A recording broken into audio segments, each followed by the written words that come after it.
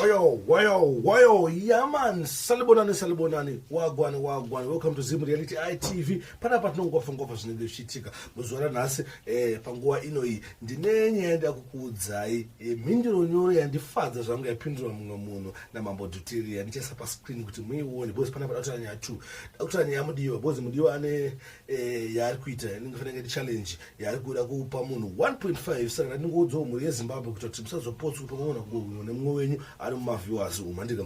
Mudiwa ane challenge yaari kuita, uyezve ndakutaura futi nyaya yaMambo dhuterere, mhinduro nyoro. Saka tatanga naipi? Ngatimbotanga neyani neMambo dhuterere. Mambo dhuterere boys, vane munhu angaita kuti chichi mukuona siri pascreen apa, nyatsoverengai zvinge musinga mhanye munyatsoone mutaktika wangu wachitaurwa nemurume uyu.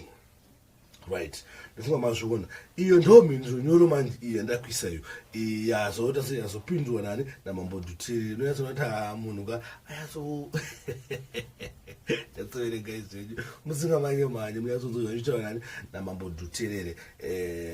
Pakaipa right, hamusandipedze nguva yakawanda because ndimwe nyaya futi yani ya Mudiwa ane challenge yaari kuita. Pane song yangu ngogadzira video yako uchitangori kunolipsawo uita se then obva wauploada papage pako then obva watega ukomana naMudiwa iwawo kuti wakwanisa kuita sekukuloketa uratogadzira kavidhio karibo kanonakidza ukatowina mazimari ako zvako. Ini ndotogadzira kangu bono nangowina mazimula angu ndakazvidyira. Saka guys ndonyaya iripo.